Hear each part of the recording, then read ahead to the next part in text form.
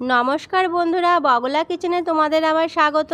বন্ধুরা, আজকে আমি টাটকা রুই মাছ নিয়েছি। তো এই মাছের একটা খুব সুন্দর রেসিপি তোমাদের সঙ্গে শেয়ার করতে এসেছি। আশা করছি সবার খুব পছন্দ হবে। অনেকখানি ঝিঙে নিয়েছি, খোসাটা ছাড়িয়ে ধুয়ে কেটে রেখেছি। আলুগুলো লম্বা করে কেটে ধুয়ে নিয়েছি। একটু মশলা নিয়েছি, যেমন আদা, জিরে, টমেটো, কাঁচা লঙ্কা ও গোলমরিচ। তোমরা যেমন ঝাল খাবে সেই অনুযায়ী ঝালের পরিমাণটা বুঝে দিও। আমি আমার স্বাদ অনুযায়ী ঝালটা নিয়েছি। এবার সমস্তটা মিক্সিতে পেস্ট করব। কড়াইতে দিয়ে দিয়েছি অল্প পরিমাণে সরষের তেল। দিয়ে দেবো একটু সাদা জিরে ফোড়ন। জিরেটা সুন্দর করে ভেজে নেব যতক্ষণ পর্যন্ত গন্ধ না বেরোয়। কড়াইয়ে দেওয়া ফোড়ন থেকে সুন্দর গন্ধ ছেড়ে দিয়েছে। এখন আমি লম্বা করে কেটে ধুয়ে রাখা আলুগুলো এই ফোড়নের ওপর দিলাম।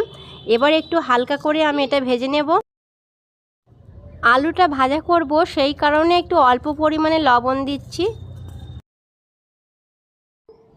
লবণটা সুন্দর করে আলুর সাথে মিশিয়ে একটু নাড়াচাড়া করে নিচ্ছি। আলুটা হালকা ভাজা হয়ে গিয়েছে। এখন আমি সমস্ত মশলাটা মিক্সিতে পেস্ট করে নিয়েছিলাম, তো এই সমস্ত মশলাটা কড়াইয়ের মধ্যে দিলাম। রান্না করতে আমার যতটা হলুদের দরকার আমি সেই হলুদটা এখনই দিয়ে দিচ্ছি। আরও একটু হলুদ লাগবে, তাই আমি দিয়ে দিলাম আবার।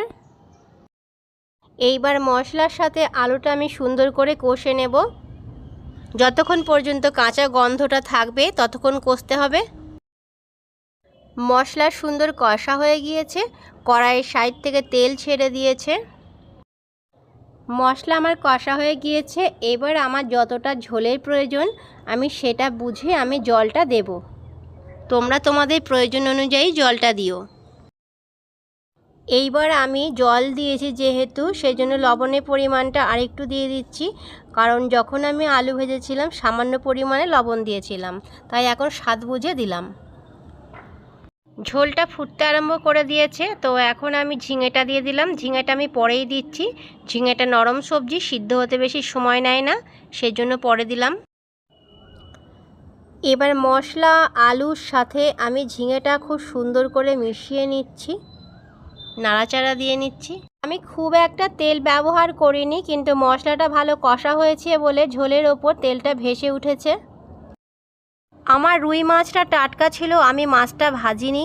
আমি আজকে কাঁচা মাছেরই ঝোল করব, সেই কারণে মাছটা ভাজিনি। এবার কাঁচা মাছগুলো একের পর এক কড়াইয়ে ঝোলের মধ্যে সাজিয়ে দিলাম। মাছগুলো সুন্দর করে কড়াইয়ে সাজিয়ে দিয়েছি। এখন আমার ঝোলটা আস্তে আস্তে ফুটতে আরম্ভ করেছে। এখন আমি একটু ঢেকে মাঝারি আঁচে সমস্তটা সিদ্ধ করে নেব। মাঝারি আঁচে আমি গ্যাসে ঢাকা দিয়ে রান্নাটা করে নিয়েছি। তো তোমাদেরকে দেখাচ্ছি, দেখো কতটা সুন্দর হয়েছে। আমার সবজি মাছ সবই সিদ্ধ হয়ে গিয়েছে। এটা কিন্তু ছোট থেকে বড় সবার পক্ষে ভীষণ একটা উপকারী খাবার। এই হালকা পাতলা মাছের রেসিপিটা দিয়ে তোমরা অনেকখানি ভাত খুব তৃপ্তি করে খেয়ে নিতে পারবে। আর ছোট থেকে বড় সবার কিন্তু ভীষণ পছন্দ হবে, এটা আমি তোমাদের বলতে পারি। আমার রেসিপি যদি তোমাদের ভালো লাগে প্লিজ একটু পাশে থেকো, সাবস্ক্রাইব ফলো করে দিও। নতুন নতুন রেসিপি তোমাদের সামনে নিয়ে আসবো। দেখো আমি সাজিয়ে দিয়েছি প্লেটে, কত সুন্দর দেখতে লাগছে। তাহলে একবার অবশ্যই বাড়িতে বানিয়ে আমাকে জানিও তোমাদের কেমন লাগলো আমার এই রেসিপিটা। আর সম্পূর্ণ ভিডিওটা দেখার জন্য তোমাদের অনেক ভালোবাসা রইল।